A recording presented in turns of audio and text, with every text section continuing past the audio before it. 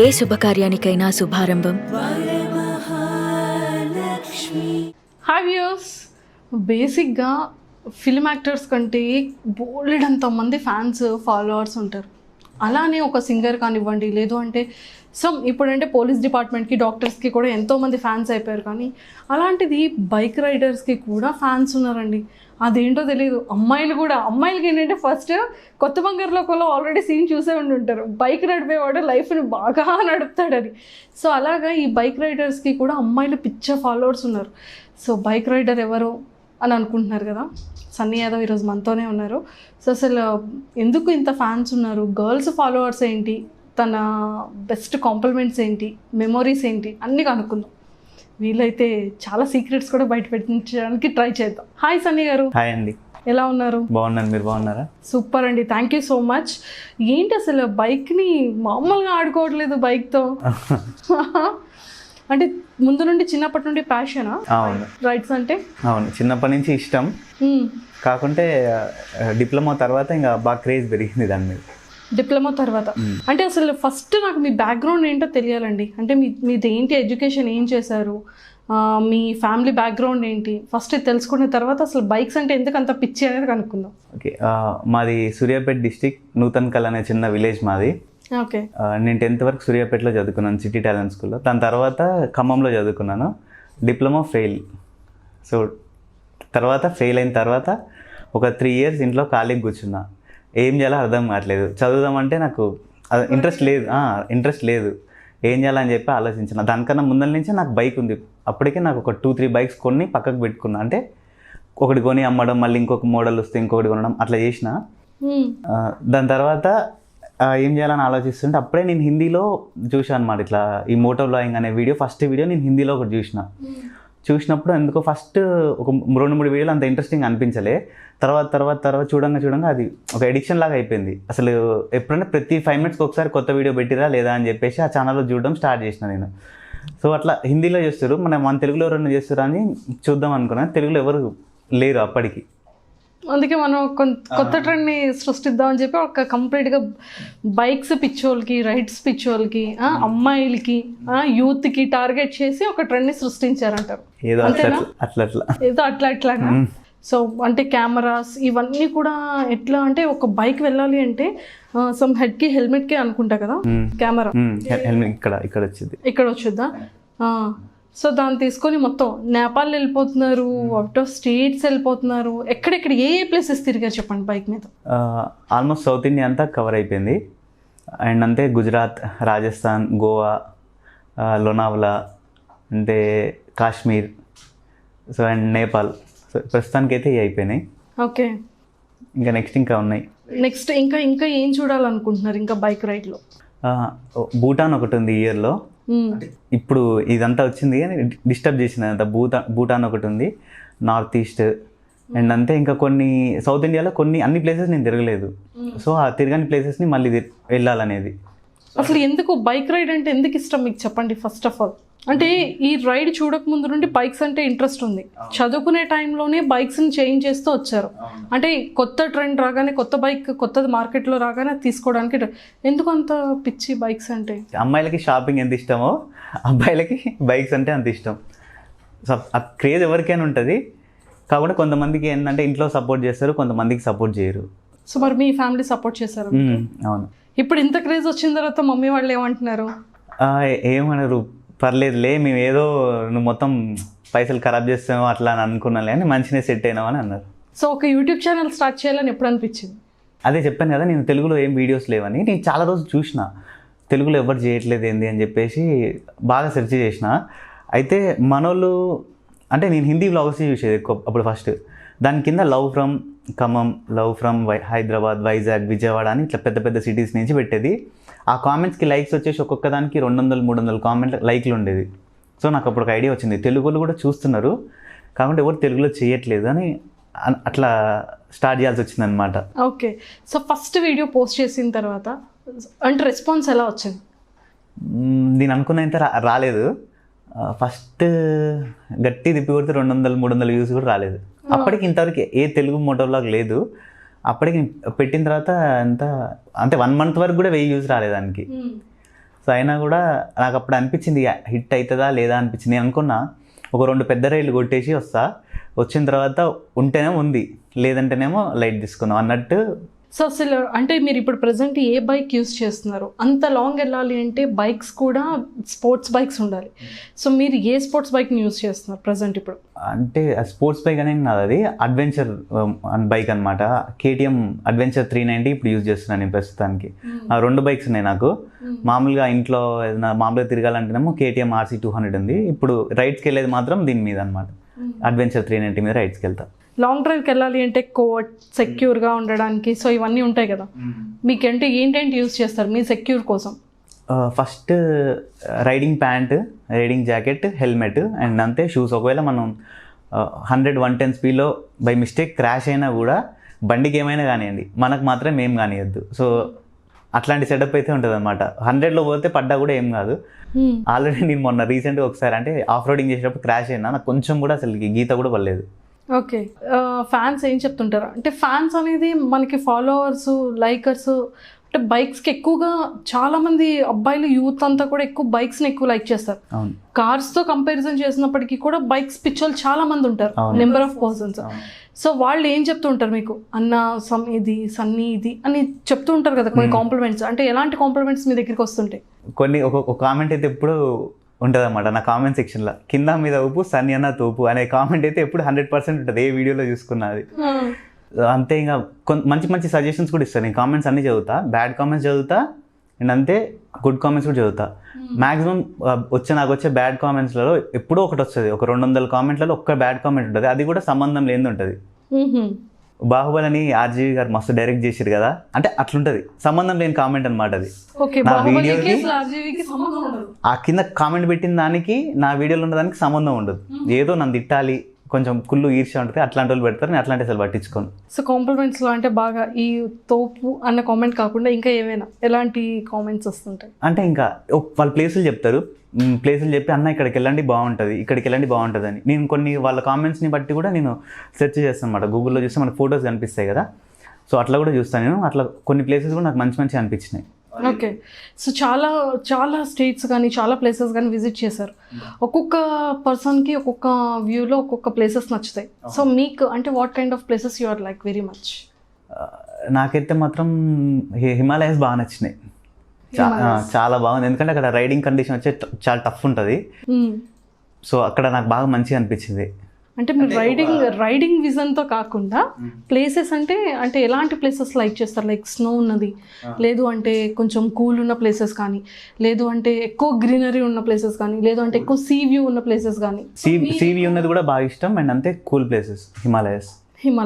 ఎందుకంటే అక్కడ రైడ్ చేసేటప్పుడు కొంచెం తల అంతా ఏదో పట్టేసినట్టు ఎట్లా అనిపిస్తుంది. ఆ సిచ్యువేషన్స్లో కూడా రైడ్ చేసినామంటే మనకు మంచి, అంటే అప్పుడు కొంచెం టఫ్ అనిపించింది, ఇంటికి వచ్చిన తర్వాత మాత్రం అదొక గుడ్ మెమరీ లాగా ఉండిపోతుంది. ఓకే, సో హిమాలయస్లో కూడా చేశారంట. సో అంటే మీ బైక్ అనేది బురదలో అయినా వెళ్తుంది, మంచులో అయినా వెళ్తుంది, ప్లెయిన్ రోడ్లో అయినా వెళ్తుంది, గతుకుల్లో అయినా వెళ్తుందా? అక్కడ రోడ్ ఉంటే చాలు మనం తీసుకోవడమే దాన్ని, ఎక్కడ ఉంటే అక్కడ వెళ్ళిపోవచ్చు. సో మీరు బైక్ని చాలా మంది ఏంటంటే నా ఫస్ట్ వైఫ్ నా బైక్ అంటారు చాలా మంది. మీకు కూడా అలాంటివి ఏమైనా ఉన్నాయా? నాకు 2 వైఫ్లు ఉన్నాయి, అట్లా అంటే 2 బైక్లు ఉన్నాయి కదా.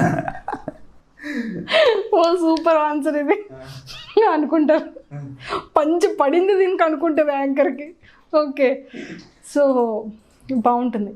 ఇంకా అంటే గర్ల్స్ నుంచి చాలామంది గర్ల్స్కి కూడా ఏంటంటే అబ్బాయిలకి ఎంత బైక్ రైడ్స్ పిచ్చి ఉంది, ఇప్పుడు అమ్మాయిలు కూడా బుల్లెట్స్ తీసేస్తున్నారు. అవును, మా ఫ్రెండ్ ఒక అమ్మాయి ఉంది చెమ్మేలి అని, సో తను కూడా రైడరే. తను కూడా రైడ్ మొన్న మాతో కొడైకెనాల్ రైడ్కి వచ్చింది. చూసారా, అమ్మాయిలు కూడా రైడ్స్ చేసేస్తున్నారు. చాలా మందికి ఇంట్రెస్ట్ ఉంది, ఏంటంటే ఇంట్లో పంపించారు మెయిన్. ఎవరు వాళ్ళకి ఇంట్రెస్ట్ ఉన్న ఒకళ్ళు బండి కొనిచ్చినా కూడా అక్కడక్కడ తిరగమని చెప్తారు కానీ లాంగ్ రైడ్స్కి అయితే పంపించారు. నార్త్లో చేసేటోళ్ళు ఉన్నారు అట్లా బాగా. మన ఇంకా సౌత్ సైడ్లో అంత డెవలప్ కాలే ఎవరు. ఇంకా వాళ్ళకు కూడా కొంచెం ఎంకరేజ్మెంట్ చేస్తే వాళ్ళు కూడా, పేరెంట్స్ కొంచెం సౌత్లో ఉన్న అమ్మాయిలకి కూడా ఎంకరేజ్మెంట్ అంటే చేయండి. సో అమ్మాయిలు కూడా బైక్ రైడ్కి వస్తే బాగుంటుంది. సన్నీ అదవుతా అమ్మాయిలు కూడా బైక్ రైడ్కి వస్తే నాతో కాదు, వాళ్ళు ఎవరితోనే వెళ్ళండి కానీ సేఫ్గా పోయి సేఫ్గా వస్తే చాలు. చాలా అంతేనా? ఓకే, సో గర్ల్స్ ఎలాంటి కాంప్లిమెంట్స్ ఇస్తారు? అంటే మనం ఎప్పుడైనా సరే స్క్రోల్లో ఒక అబ్బాయి బాయ్స్ కాంప్లిమెంట్స్ కన్నా అమ్మాయిలు ఏమి ఇచ్చారు కాంప్లిమెంట్స్ అనేది కొంచెం ఎక్సైటెడ్గా చూస్తారు. అంటే నా ఇన్స్టాగ్రామ్ ఐడి మా మమ్మీ యూజ్ చేస్తుంది అంతే, ఇంకా వేరే ఒక 2-3 కూడా యూజ్ చేస్తారు అనమాట. కామెంట్స్కి ఏమైనా వచ్చినా కూడా వాళ్ళు రిప్లైస్ ఇస్తారు, నేను ఇస్తాను అనమాట. బెస్ట్ కాంప్లిమెంట్స్ ఏమొచ్చాయి చెప్పండి అమ్మాయిల దగ్గర నుంచి? నైస్, అంతే, ఇంక అంతకుమించి ఏం లేదు. ఇంకా ప్రపోజల్స్ ఏం రాలేదా? వస్తే నా గర్ల్ ఫ్రెండ్ ఉంది, అందరికి తెలుసు చాలా మందికి. ఒకవేళ ఎవరైనా ప్రపోజ్ చేసినా నా గర్ల్ ఫ్రెండ్ ఉందని చెప్తా, ఓకే బ్రో బాయ్ అంటారు, మళ్ళీ మెసేజ్ కూడా చేయరు. ఇంకా గర్ల్ ఫ్రెండ్ ఉందని కానీ ఓకే బ్రో అంటారా? అంతేగా మరి. ప్రపోజ్ చేస్తారు బట్ గర్ల్ ఫ్రెండ్ ఉందని కానీ బ్రో అంటారు. అంతే మరి, ఇంకా బ్రోయే కదా. నేను ఎవరికైనా అదే చెప్తాను, నేను ఫస్ట్ నాకు ఉంది, నా గర్ల్ ఫ్రెండ్ ఉందని చెప్తా. సో అంటే మరి ఉంది అని చెప్తారా? నిజంగానే ఉందా? ఉంది, నిజంగానే ఉంది. నిజంగానే ఉంది. అయ్యో పాపం ఎంతమంది హార్ట్స్ బ్రేక్ అవుతాయో. చాలా మంది తెలుసు మా వాళ్ళకి. ఇప్పుడు ఈ వీడియో కింద కామెంట్స్ వస్తాయి చూడండి. అంతేగా, సూపర్. సో ఇంకా అంటే బైక్స్ గురించి ఇంకా చెప్పాలి అంటే మీరు ఏం చెప్తారు? రైడ్స్ గురించి చెప్పాలంటే ఏం చెప్తారు? మీరు ఎలాంటి సెక్యూర్ అంటే వెళ్ళేటప్పుడు ప్యాడ్స్ యూస్ చేయడం కానీ, లేదు అంటే సెటప్ డిఫరెంట్ ఉంటుంది, అంటే షూట్ చేసింది వేరుంటుంది, మనం సెక్యూర్గా ఒకవేళ ఇన్ కేస్ పడకుండా కూడా కొన్ని డిఫరెంట్ టైప్ ఆఫ్ జాకెట్స్ ఉంటాయి, ప్యాంట్స్ కానీ, అంటే అలాంటివి ఎలా యూస్ చేస్తారు? అంటే మామూలుగా ఇప్పుడు ఇండియాలో చాలా బ్రాండ్స్ ఉన్నాయి ఇట్లా జాకెట్స్, కానీ నేను యూజ్ చేసేది అయితే మాత్రం రైనాక్స్. అంటే వాళ్ళు నాకు రీసెంట్గా స్పాన్సర్షిప్ చేసారు. నాకు మామూలుగా 25,000 రూపీస్ వరకు అయితే నాకు ఫ్రీగా పంపించారు వాళ్ళు. వాళ్ళు పంపించక ముందు కూడా నేను అదే కొనుక్కునేది, ఎందుకంటే నేను అప్పటికే నేను రీసెర్చ్ చేసిన, ఎవరు చెప్పినా కూడా రైనాక్స్ బెస్ట్ అని చెప్పారు. సో నేను ఫస్ట్లో నేను స్టార్ట్ చేసినప్పుడు నాకు అది బెస్ట్ అనిపించే నేను తీసుకున్నా. ఇప్పుడు ఆ కంపెనీ వాళ్ళే నాకు పంపించారు అనమాట, మీరు ప్రమోట్ చేయండి ఇట్లా అని చెప్పేసి పంపించారు. ఇంకా ప్రమోషన్ అయితే కాలేదు, లాక్డౌన్ అయిపోయింది. అది పంపించారు, తర్వాత లాక్డౌన్ అయిపోయింది నాకు. అంటే ఇప్పుడు రైడర్స్లో కూడా ఏంటంటే కొంతమందికి ఎట్లుంటుందంటే జస్ట్ రోడ్స్లో తోలాలంటుంది, అన్ని రోడ్స్ కంప్లీట్ చేయాలన్నట్టు ఉంటుంది. కొంతమందికి ఎట్లుంటుందంటే రోడ్స్తో పాటు ప్లస్ ఆ వ్యూని కూడా, అక్కడ వ్యూని కూడా ఎంజాయ్ చేయాలన్నట్టు ఉంటుంది. సో ఈ 2 టైప్ ఆఫ్ రైడర్స్ని చూసిన నేను. కొంతమందిని ఇట్లుంటారు అనమాట. సో నన్ను అడిగితే ఏంటంటే అంత దూరం వెళ్ళినప్పుడు ఆ వ్యూస్ కానీ అక్కడ ప్లేసెస్ కానీ ఉండి చూసుకొని వస్తేనే బెటర్. నాకు పరిచయమైన వాళ్ళలో వస్తే చాలామంది నాకు తెలిసిన వాళ్ళు ఉన్నారు. ఇప్పుడు ఆగ్రా వెళ్తారు కానీ తాజ్మహల్ చూడరు, ఆగ్రా వెళ్తారు అక్కడ తిరుగుతారు, మొత్తం వచ్చేస్తారు. ఆ రోడ్సే ఓన్లీ వాళ్ళకి కావాల్సింది, ఒక డిఫరెంట్ రోడ్ వాళ్ళకి కావాల్సింది అంతే. ఇంకా ప్లేస్ అక్కడ ఏముందని అవసరం లేదు. కానీ నేను అక్కడ దాకా వెళ్ళినప్పుడు అది కూడా చూస్తే కొంచెం అంత దూరం వెళ్ళినందుకు ఒకటి ఉంటుంది అనేది నా ఫీలింగ్. సో ఇప్పుడు కమింగ్ ఫ్యూచర్ వస్తే ఇప్పటి వరకు బాగుంది, మంచిగా బైక్ రైడ్స్ చేస్తున్నారు. సో యూట్యూబ్ నుంచి ఏదో ఇన్కమ్ సోర్స్ వస్తుంది, లేదు అంటే కొంతమంది స్పాన్సర్స్ చేస్తున్నారు, అంతా ఓకే. బట్ పేరెంట్స్ ఇప్పుడు ఇస్తారు, ఇచ్చేంత వరకు అమౌంట్ ఇవ్వడం కానీ స్పాన్సర్స్ కానీ వస్తుంది. రేపు పొద్దున్న ఫ్యూచర్ ఏంటి? ఫ్యూచర్లో గోల్ ఏంటి? ఫ్యూచర్లో అయితే ప్రస్తుతానికి అయితే నాకు ఇంతవరకు అయితే నేను అనుకోలేదు అట్లా. ఫ్యూచర్ ప్లానింగ్ అయితే చేయాలి. ఇప్పుడు మీరు అడిగారు కదా, ఇప్పుడు చేస్తా. నేను అడిగితే చేయడం కదా, అంటే మీకంటూ ఏవో సమ్ టార్గెట్స్ కానీ ఫ్యూచర్లో, అంటే బైక్ రైడ్ అనేది అది ఎవ్రీ డే అంటే ఎవ్రీ మంత్ ఎవ్రీ ఇయర్ చేయలేం కదా, బట్ సర్టెన్ ఏజ్ వచ్చేంత వరకు మాత్రమే చేయగలం. తర్వాత ఫ్యూచర్ లేదు, నేను అట్లా అనుకోవట్లేదు. ఇప్పుడు కరెక్ట్ క్వశ్చన్ అడిగారు. ఇదేంటంటే చాలా మంది ఇదే అడుగుతున్నారు నన్ను, మా చుట్టాలైనా ఫ్రెండ్స్లో అన్న, అరే మా అంటే ఇంకొన్ని రోజులు పోతాను అంటారు. నేను ఒకటే, నేను లేచి తిరిగేంత నేను చచ్చిపోయేంత వరకు ఇదే చేస్తాను నేను, అంతే. బట్ బైక్ రైడ్తో పాటు మనం జీవన ఉపాధి అంటే ఏదో ఒకటి సమ్ చేయాలి కదా, జాబ్ కానీ బిజినెస్ కానీ. ఇప్పుడు నేను అసలు స్పాన్సర్షిప్సే రారనుకున్నాను నేను, కానీ ఇప్పుడు వస్తున్నారు. మనం చేయంగా స్పాన్సర్షిప్స్ పెరుగుతారు, సబ్స్క్రైబర్స్ పెరుగుతారు, యూట్యూబ్ నుంచి వచ్చే ఇన్కమ్ పెరుగుతుంది, అన్నీ పెరుగుతాయి కదా. అప్పుడు మనం మామూలుగా రైడ్కి పోతే ఎంత ఒక 50-60 వేలు అవుతాయి. తర్వాత మిగతా వచ్చిందంటే మనకి సేఫ్ సెట్నట్టేగా. ఇప్పుడున్న ఒక 50 వేలు వచ్చినా మనకి రైడ్ ఖర్చులో పోగా మిగతా ఒక ఎక్స్ట్రా 50 వేలు వచ్చినా చాలు కదా లైఫ్ రన్ చేయడానికి. సో నా ప్లాన్ అయితే అది ఉంది. సో ఇప్పుడు రేపొద్దున్న నాకు ఇది తప్ప ఇంకేం రాదు, ఇంకా అంతే. నాకు ఇది తప్ప ఏం రాదు. నేను ఒకవేళ బిజినెస్ స్టార్ట్ చేయాలనుకున్నా కూడా ఈ బైక్స్కి సంబంధించిన దీనికి సంబంధించిందే స్టార్ట్ చేయాల్సిందే తప్ప ఇంకా నేను వేరే ఎండ్లకు పోను. ఇంకా నాకు ఏది సెట్ కాదు కూడా, అంతే ఇంకా. సో ఇప్పుడు రేపు పొద్దున్న ఇంకొక అబ్బాయి వస్తాడు, ఇంకొక రైడర్ వస్తాడు, అంటే మీతో స్టాప్ అవ్వకుండా ఇంకొక అబ్బాయి, ఇంకా తను ఇంకా డిఫరెంట్ ఏదైనా చేయొచ్చు, ఇంకా డిఫరెంట్ ఫామ్లో అవ్వచ్చు. అప్పుడు స్పాన్సర్స్ అంతా కూడా తనకి వెళ్ళొచ్చు. అప్పుడు ఏం చేస్తారు? ఆ టైంలో అప్పుడు నేను డిఫరెంట్ ట్రై చేస్తాను. అప్పటిదాకా నేను తీసుకురాను కదా. మనం అంత ఇప్పుడు సడన్గా డిఫరెంట్ అయితే అంత రాదు. సో మనకి అర్థమైతేనే ఉంటుంది కదా చేంజెస్. సబ్స్క్రైబర్స్ ఎట్లా, వాళ్ళు మనోళ్ళు ఎట్లాంటి కంటెంట్ని ఇష్టపడుతున్నారని చెప్పేసి మనం క్రియేట్ చేయాల్సింది, అంతే. అసలు ఈ స్పాన్సర్షిప్ అనేది ఎలా స్టార్ట్ అయింది? ఎలాంటి వాళ్ళు స్పాన్సర్ చేస్తున్నారు? అసలు ఈ స్పాన్సర్ ఎందుకు మీకు చేయాల్సి వస్తుంది? మీకు ఎందుకు చేస్తున్నారు స్పాన్సర్? ఫస్ట్ నాకు 6,000 సబ్స్క్రైబర్స్ ఉన్నప్పుడు స్టీల్ బర్డ్ హెల్మెట్స్ అని ఉంటుంది, ఇండియన్ కంపెనీయే, చాలా పెద్ద కంపెనీ, ఇండియాలో టాప్ కంపెనీలో ఒకటి అది. ఆ కంపెనీ వాళ్ళు నాకు 6,000 సబ్స్క్రైబర్స్ ఉన్నప్పుడే నేను చూపించాను అనమాట, ఇది నా కంటెంట్. ఓకే. అంటే వాళ్ళు హిందీలో ఉంటారు కానీ తెలుగులో వాళ్ళు ఎవరో అందులో పనిచేసేటోళ్ళు ఉంటే చూపించారనమాట. అయితే ఓకే, నాకు కొంచెం కొంచెం వచ్చు బట్లర్ హిందీ. అయితే వాళ్ళు ఏం చెప్పారు, వాళ్ళు ఎవరికో వాళ్ళ ఎంప్లాయ్కి చూపించారంట. చూపిస్తే పర్లేదు బాగానే ఉంది ఇవ్వచ్చు అని చెప్పేసి చెప్పారు అనమాట. ఎప్పుడు ఇది 17 months బ్యాక్ ఇది. ఓకే. అప్పుడు ఇంకా 6,000 సబ్స్క్రైబర్స్ అన్నారు. మామూలుగా వాళ్ళు రివ్యూ యూనిట్స్ ఇవ్వాలంటే మినిమం ఒక 20,000 30,000 సబ్స్క్రైబర్స్ ఉన్న వాళ్ళకి ఇస్తారు. అప్పుడు నాకు జస్ట్ కంటెంట్ ఉంది అంతే, వ్యూస్ లేవు ఏం లేవు. అప్పుడే వాళ్ళను నమ్మి ఇచ్చిర్రు అనమాట. హెల్మెట్స్ పంపించారు. అప్పటికే ఒక 7-8 హెల్మెట్స్ దాకా పంపించారు. 6,000, దాని తర్వాత అప్పుడొక 2 అట్లా. సో మీకు స్పాన్సర్స్ అన్నీ కూడా కంపెనీస్ నుంచి వస్తున్నాయి అంతే. ఇంకా బయట పర్సన్స్ ఎవరు కానీ, బయట పర్సన్స్ ఎవరు లేరు ఇంతవరకు, తెలంగాణ నుంచి కానీ ఏం లేదు, ఎవరు లేరు, ఎవరు చేయరు. ఓకే. సో ఈ రైడర్స్లో కూడా అఫీషియల్ ప్రొఫెషనల్ బైక్ రైడర్స్ కూడా ఉన్నారు, లైక్ కాంపిటీషన్స్కి వెళ్ళడం, ఇంటర్నేషనల్ రైడ్స్, అలాంటివి ఏమైనా ఐడియా ఉందా మీకు? ఇంటర్నేషనల్ రైడింగ్ అయితే మాకుంది. నాకు డ్రీమ్ రైడ్ అంటే హైదరాబాద్ టు లండన్, అది నా డ్రీమ్ రైడ్. అంటే అది ఇప్పుడు కొంచెం దానికి వర్క్ చేయాలంటే కొంచెం టైం పడుతుంది అనమాట. ఒక 2-3 నెలలు ఇవన్నీ ఆఫ్ చేసి ఒక ఆఫీసుల చుట్టూ తిరగాలన్నమాట. లేదంటే అక్కడ ఎవరైనా ఏజెంట్ని పట్టుకున్న పని అవుతుంది. కాకుండా ఏంటంటే వాళ్ళు కొంచెం కమిషన్ తీసుకుంటారు, చాలా ఎక్కువ అమౌంట్ తీసుకుంటారు. దానికన్నా మనం వెళ్తేనే బెస్ట్. ఇంకా ఓకే. సో అంటే అలా వెళ్ళాలి అంటే ఏంటి కమిషన్ దేనికి తీసుకోవాలి అంటే అలా ఇప్పుడు సో హైదరాబాద్ టు లండన్ వెళ్ళాలి అంటే ఎలా? సో ఫస్ట్ మనం వీసాస్కి అప్లై చేసుకోవాలి, అన్ని కంట్రీస్ వీసాస్. దాని తర్వాత మళ్ళీ కార్నెట్ అని ఒకటి ఉంటుంది, అంటే మన బైక్ వీసా అన్నట్టు. మన బైక్ వీసా ఇండియాలోనే ఇస్తారు, దానికి అప్లై చేసుకోవాలి. ఎంతో కొంచెం కట్టేది ఉంటుంది. నాకు కూడా కరెక్ట్ తెలియదు. కార్నెట్ అంటారు, కార్నెట్ డీ పాసేజ్ ఏదో ఉంటుంది. అది ఇక్కడ మనకి ముంబైలో ఇస్తారు. అది తీసుకొని బార్డర్స్ దగ్గర అంతా ఏదో కొంచెం ఉంటుంది, చాలా పెద్ద వరకే ఉంటుంది కానీ క్లియర్గా తెలుసుకొని వెళ్ళాలి. అది క్లియర్గా తెలుసు. ఎందుకంటే ఒక కంట్రీ కూడా మనం అనుకున్న కంట్రీలో ఒక్క దగ్గర కూడా రిజెక్ట్ చేసారు అనుకోండి, రైడ్ మొత్తం బిస్కెట్ అవుతుంది అంతే. ఇంకా ఓకే. ఇంకా ఏ ప్లేసెస్ చూడాలని ఉంది? నాకైతే మాత్రం ప్రపంచం మొత్తం తిరగాలని ఉంది బైక్ మీద. ప్రపంచం మొత్తం తిరిగిన వాళ్ళు ఉన్నారు ఇప్పటికీ.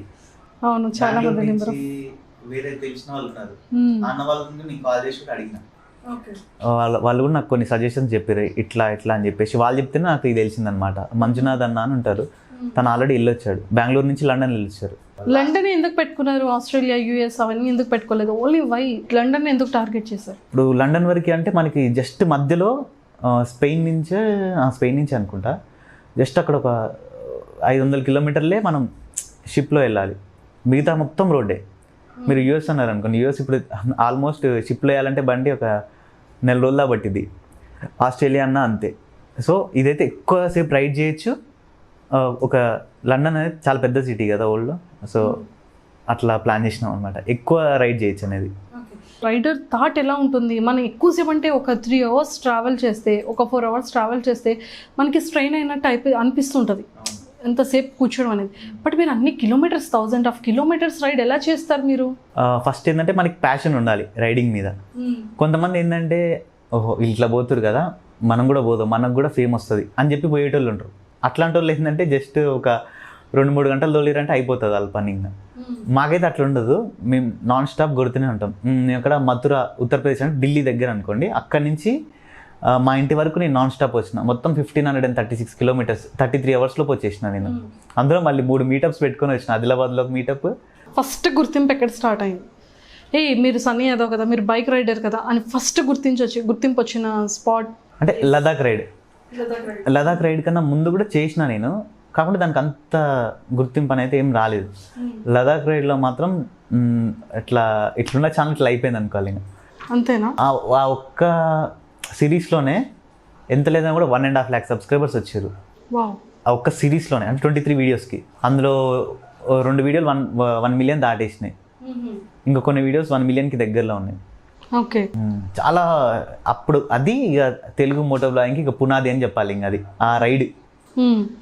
సో అప్పుడు ఏమనిపించింది మీరు మనసులో అనుకున్న ఫీల్ ఏంటి ఆ టైంలో? ఇది కళ నిజమా అని నేనే గిచ్చుకున్నా, నేనే రిఫ్రెష్ చేసి చూసేది ఈ వ్యూస్ నిజమేనా అబద్ధమా అని అట్లా. ఎందుకంటే నేను అప్పటి వరకు కొన్ని వ్యూసే వచ్చేసి సడన్గా దానికన్నా ముందు వరకు కూడా 30,000 40,000 అట్లా వచ్చాయి. సడన్గా ఆ రైడ్కి ఇట్లా ఎన్ని 3 lakhs 4 lakhs 5 lakhs వచ్చేసరికి నాకు నమ్మబుద్ధి కాలే ఫస్ట్. ఓకే, సో అది ఫస్ట్ మీ డిఫరెంట్ ఇది.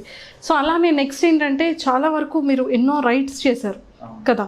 సో రైడ్స్ చేసేటప్పుడు ఎంతోమంది ఫ్యాన్స్ ఫాలోవర్స్ మీట్స్ జరిగి ఉండుంటాయి.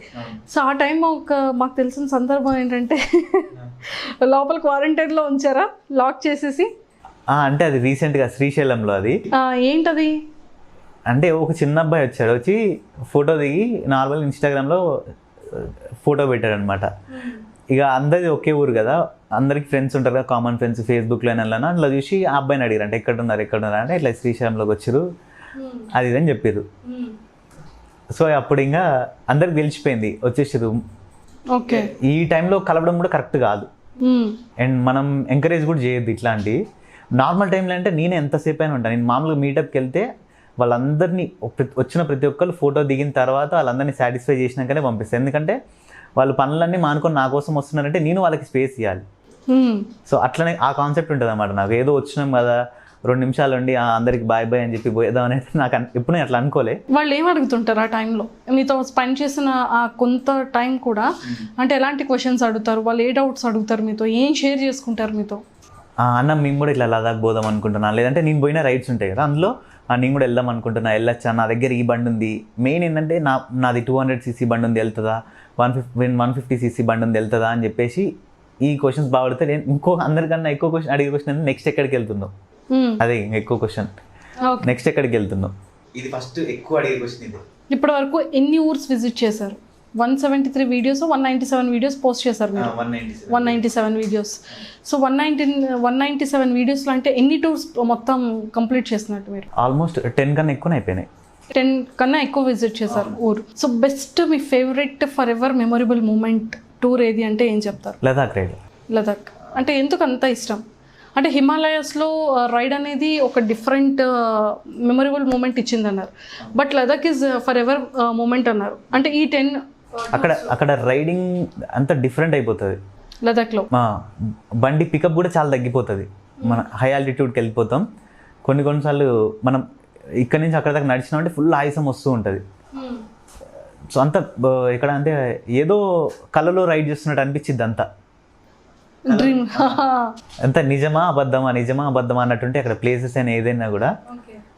సో అది ది బెస్ట్ అనమాట. అంటే ఎవరైనా కానీ లదాఖ్ నుంచి వెళ్ళొచ్చిన తర్వాత ఒక 2-3 months వరకు అయితే ఖచ్చితంగా మెమరీస్ ఉంటాయి. నాకైతే కొన్నిసార్లు ఏడుపు కూడా వచ్చింది, అంటే ఆ రైడ్ని మిస్ అయిపోయినానేమో అని చెప్పేసి. నేను మా ఫ్రెండ్ ఇద్దరం వెళ్ళిన వంశీ అని, సేమ్ ఇద్దరం అదే, అరే మనం ఈ టైంకి అక్కడ ఉన్నప్పుడు ఇది చేస్తుండే కదా, ఇది చేస్తుండే. అక్కడ ఉన్నప్పుడు మాకు అంతేం అనిపించాలి, అంటే ఫీల్ అయినాం, ఎంజాయ్ చేసినాం. కానీ ఇంటికి వచ్చిన తర్వాత మేము కలిసినప్పుడు కూడా మామూలుగా ఎందుకో కళ్ళలో నిలిదిరినాయి అంటారుగా, అట్లా అయిపోయింది అనమాట ఆ ప్లేస్ని తలుచుకుంటే.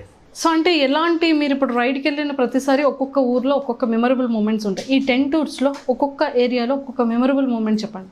అంటే లైక్ ఎలాంటి పర్సన్స్ని విజిట్ అయ్యారు, ఎలాంటి వ్యూస్ విజిట్ అయ్యారు, సో అక్కడ ఎలా ఫీల్ అనిపించేది? కాశ్మీర్ వెళ్ళినప్పుడే అక్కడ ఆర్మీ అన్న ఒక అన్న సబ్స్క్రైబర్ ఉన్నారు. సో అంటే అన్న సౌత్ ఇండియా రైడ్, దానికన్నా ముందు నేను సౌత్ ఇండియా రైడ్ చేసిన. ఆ రైడ్లో అన్ని వీడియోస్ చూసిండంట.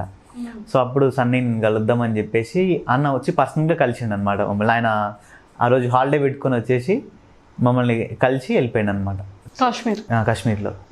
ఆ రైడ్లో అది బెస్ట్ మూమెంట్. గోవా రైడ్లో అంటే ఒక దగ్గర ఆల్మోస్ట్ ఇంకా రైట్ సైడ్ కాలు పెట్టడానికి ఏం లేదు, నా బండి పోయి దానికి గుద్దుకున్నది. అదంటే ఇంకా అసలు నాకు లదాఖ్లో కూడా అంత భయం కాలేదు, ఇంకా అక్కడ అంత భయమైంది. జస్ట్ కొంచెం కాలు పెట్టడానికి కూడా ప్లేస్ లేదట. ఇంకా ఇటేమో ఒక క్రేన్ ఉంటుంది, దానికి గుద్దేసిన, నా డబ్బా ఉంది దానికి గుద్దుకొని ఉంది. పక్కన ఒక రాడ్ ఉంది, ఆ రాడ్ని పట్టుకున్నా కాబట్టి బండి ఆపిన, లేదంటే ఆ రాడ్ వదిలిపెడితే నేను కింద లోయలో పడిపోయేవాడిని. ఆ వీడియో కూడా ఉంటుంది, తర్వాత మీరు చూడండి కావాలంటే. అది ఇంకా అసలు నా లైఫ్లో అదే భయంకరమైన మూమెంట్ ఇప్పటివరకు గోవా టూర్లో. ఓ మై గాడ్, భయంకరమైంది. అంటే మళ్ళీ లదాఖ్లో కూడా ఒక దగ్గర లారీ పక్క నుంచి వెళ్ళినా అదంతేం అనిపించలే, అది భయం వేసింది. కానీ ఇది చాలా ఎక్కువ అయింది. ఇంకా అటు కొంచెం కాలు పెట్టడానికి లైట్ ప్లేస్ ఉండే, ఇది ప్లేస్ లేదు, ఏం లేదు. ఇంకా ఆ క్షణం ఏం అనిపించలేదు, ఇంకా చాలు నాకే అనిపించింది. సో ఇంకా ఆ టైంలో ఇంకా చాలు, ఈ రైడ్తో లాస్ట్ అట్లా అనిపించలేదు. అట్లా అనిపించలేదు. నెక్స్ట్ టైం చాలా జాగ్రత్తగా వెళ్ళాలనుకున్నారు. అక్కడ ఏంటంటే నేను అటు వెళ్ళేటప్పుడు వాళ్ళు అది క్లోజ్ చేసారు, నేను అటు పోగానే అటు ఓపెన్ చేసారు, అది అట్లా తగిలింది. నేనంతే లాస్ట్ మొన్న తిరుపతి రైడ్ అయిపోయింది, అక్కడ చాలా మంది సబ్స్క్రైబర్స్ వచ్చి తిరుపతిలో హైయెస్ట్ మీటప్ అయింది నాది తిరుపతిలోనే. ఎంతమంది వచ్చారంటే అసలు అక్కడ రోడ్ అంతా బ్లాక్ అయిపోయింది అసలుకి. ఒక రేంజ్లో జరిగింది అది, ఒక మెమొరీ ఆ రైడ్లో. అండ్ అంతే ఇంకా నేపాల్లో ఒక పోలీస్ ఆయనతో మాకు గొడవ అయిపోయింది నేపాల్ పోలీస్తోని. అదొక మెమొరీ. రాదు కదా, ఎలా మేనేజ్ చేశారు మరి? అంటే నాతో పాటు ఇంకొక అన్న వచ్చిండు, అన్నకు కొంచెం వచ్చు, వాళ్ళకు కూడా కొంచెమే వస్తున్నది మనలాగా. ఇక ఇద్దరం రెండు ఇక అట్లా అయిపోయింది.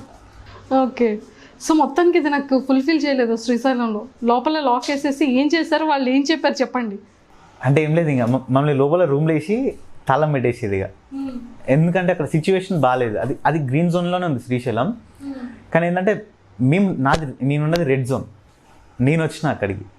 ఇప్పుడు ఏంటంటే ఎవరికి సిమ్టమ్స్ వచ్చిపోయేది కూడా అర్థం కావట్లేదు, నేను ఎందుకు మళ్ళీ ఇక కలవడం అన్నట్టు. ఇంకా వాళ్ళు ఏం చేసి లోపలేసి లాక్ వేసారు, మీకు ఏం కావాలన్నా మేము తెచ్చిస్తాం, బయటికి అయితే వెళ్ళకండి అని చెప్పారు.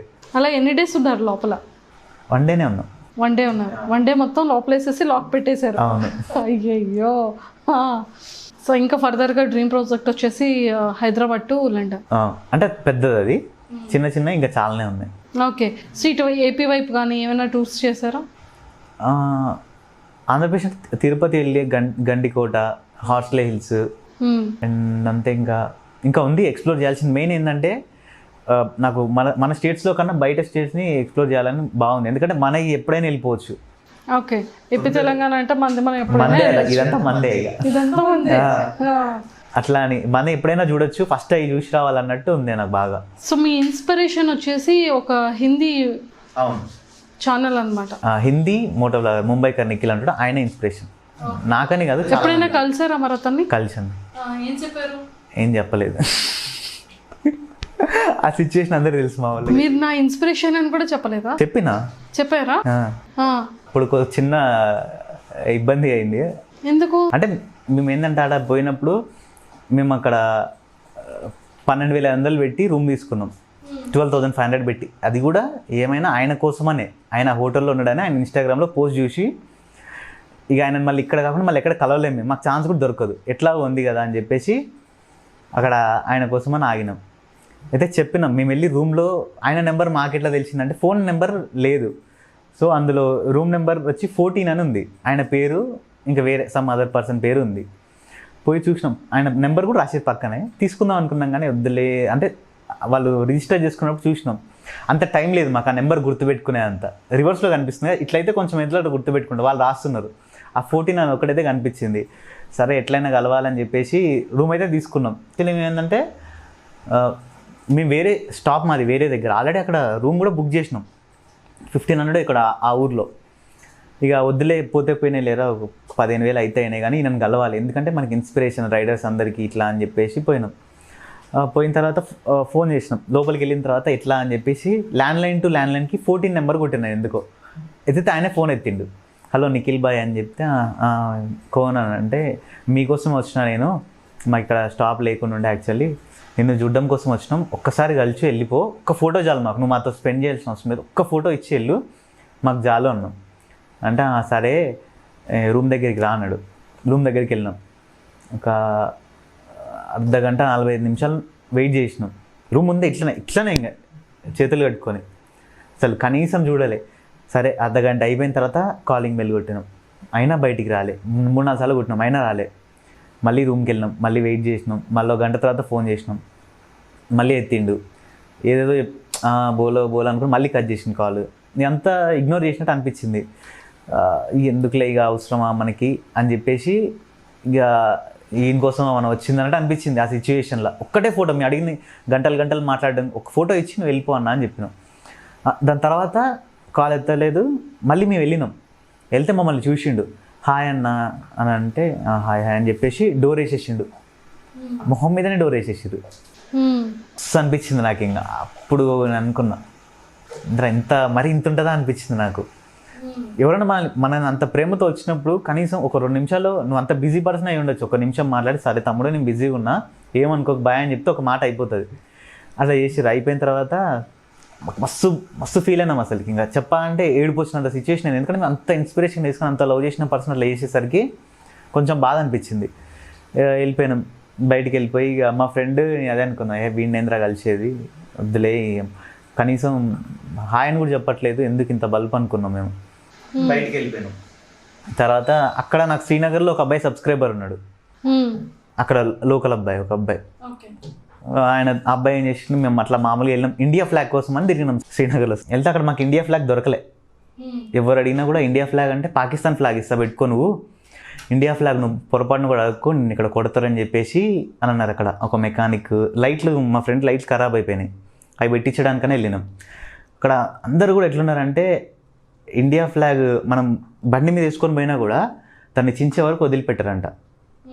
అంత దిమాగ్ లేని వాళ్ళు ఉన్నారు అక్కడ. ఇంకా అసలు ఆ సిచ్యువేషన్లో కూడా నాకు మస్తు కోపం వచ్చింది.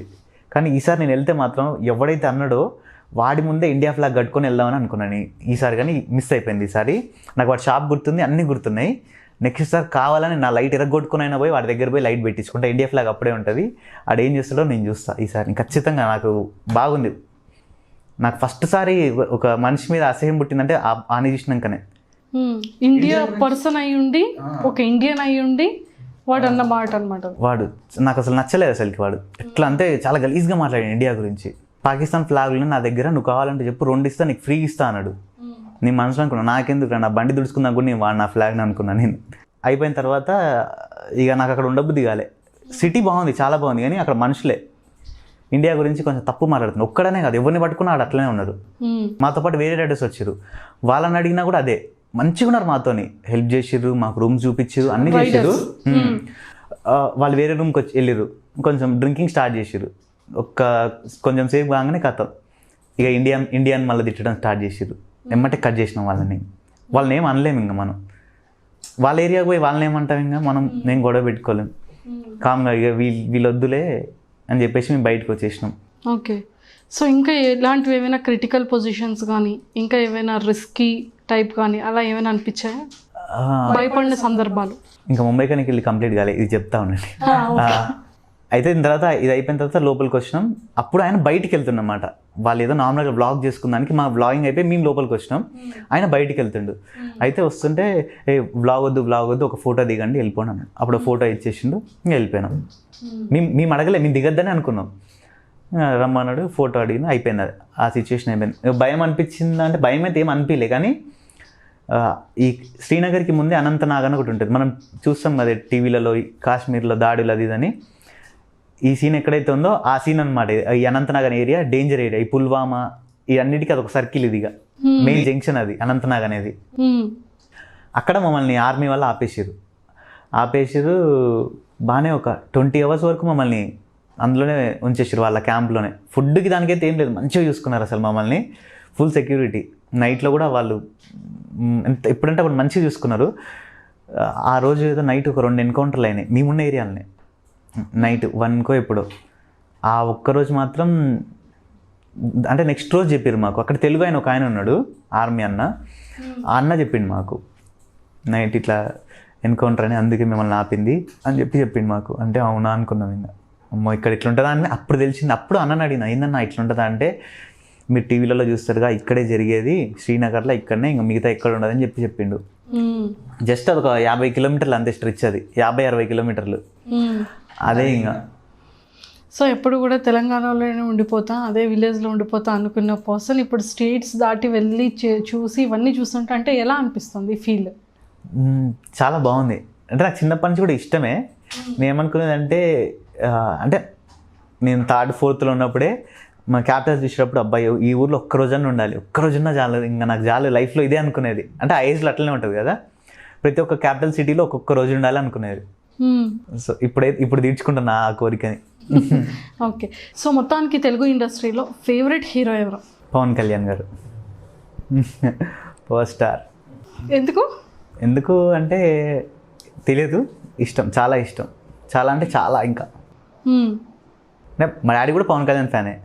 నేను పవన్ కళ్యాణ్ ఫ్యానే, మా మమ్మీ పవన్ కళ్యాణ్ ఫ్యానే, మా తమ్ముడు ఒక్కడు కొంచెం అటు ఇటు ఉంటాడు. మా ఫ్యామిలీ కూడా మెగాస్టార్ ఫ్యాన్సే, మెగా ఫ్యామిలీ ఫ్యాన్స్ బేసిక్. నేను అట్లా కాదు, నేను ఓన్లీ పవన్ కళ్యాణ్ ఫ్యానే. అంటే అందరూ ఇష్టం, కానీ పవన్ కళ్యాణ్ అంటే నాకు దేవుడు అన్నట్టు. ఇంకా ఆ రేంజ్లో పవన్ కళ్యాణ్కి ఫ్యాన్స్ ఉన్నారంటే ఎవరైనా అంతలోనే ఉంటారు. అంతేనా? ఏదో డైలాగ్ చెప్పండి మరి.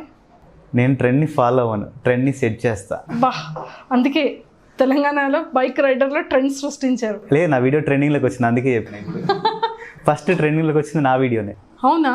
మోటో బ్లాగ్స్లో, తెలుగు మోటో బ్లాగ్స్లో ఫస్ట్ ట్రెండింగ్లోకి వచ్చిన వీడియోస్ నా. అంటే బ్యాక్ టు బ్యాక్ ఇప్పుడు 5 వచ్చేసినాయి వరుసగా, అందుకని చెప్పాల్సి వచ్చింది డైలాగ్. దేవుడు, నాది కూడా ట్రెండింగ్లోకి రావాలి ఈ ఇంటర్వ్యూ. సో చాలా ఇష్టం అనమాట. చాలా ఇష్టం, చాలా అంటే చాలా. ఓకే. సో ఇంకా ఎప్పుడైనా కలవడం కానీ ఏదైనా జరిగిందా? ఒకసారి అదొక వెరైటీ, ఒక కలవడంలో అందులో ఒక వెరైటీ ఉంది. ఎట్లా అంటే మేము సూర్యాపేటకి వస్తున్నాడని తెలిసింది మాకు. ఎట్లా ఏదో కొత్తగూడెం నుంచి సూర్యాపేటకి వస్తున్నాడని తెలిసింది. మేము కనిపిస్తాడేమో జస్ట్ కార్ల నుంచి ఒక్కసారి చూస్తే చాలా అనుకున్నాం. సర్లే ఎవరికి తెలియదులే, ఆ సీక్రెట్ మా ఒక్కడికే తెలిసింది అనుకున్నాం. మేము అడిగి పోయి చూసేసరికి ఒక 5,000 మంది ఉన్నారు. అసలు ఏం అర్థం కాలేదు సిచ్యువేషన్ అంతా.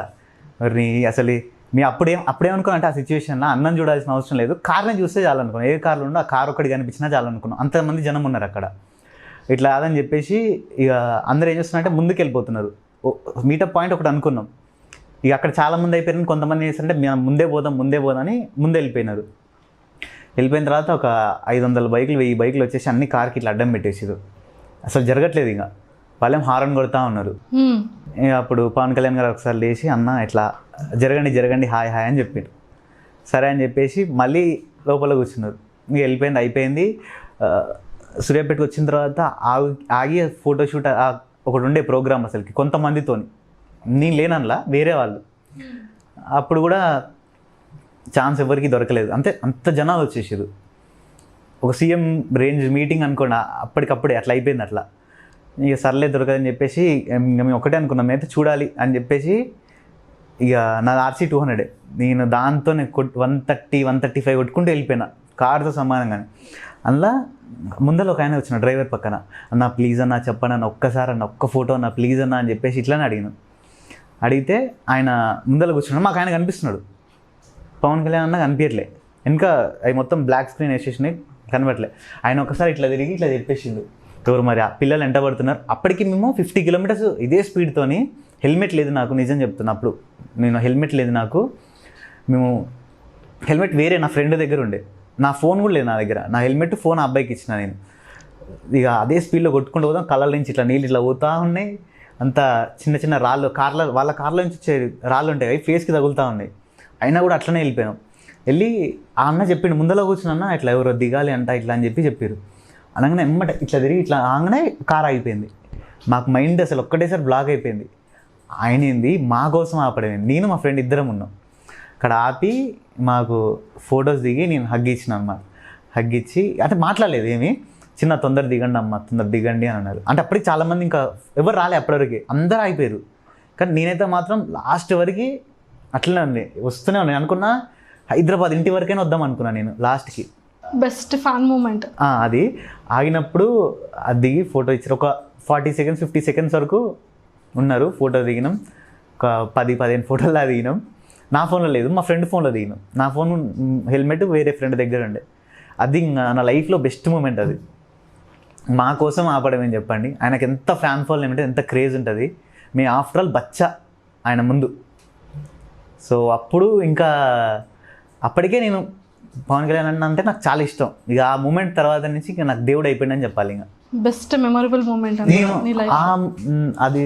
అంటే నా ఫ్యాన్స్కి నేను ఇచ్చే రెస్పెక్ట్ కూడా చాలా వరకు అక్కడి నుంచి నేర్చుకుంది నేను. సో ఇప్పుడు నేను అన్న నా కోసం ఆపి నేను అంత దూరం వచ్చినందుకు నేను ఇప్పుడు ఆయన గురించి ఏమనుకున్నా చాలా గొప్పగా అనుకుంటున్నా. సో ఇప్పుడు నేను కూడా వచ్చిన వాళ్ళని మంచిగా రిసీవ్ చేసుకుంటే నన్ను కూడా మంచి వాళ్ళనే అనుకుంటారు. యాటిట్యూడ్ చూపించద్దు. మెయిన్ ఏంటంటే ఎంత ఎదిగినా ఒదిగి ఉండాలనేది మా మమ్మీ ఎప్పుడు చెప్తూనే ఉంటుంది. అది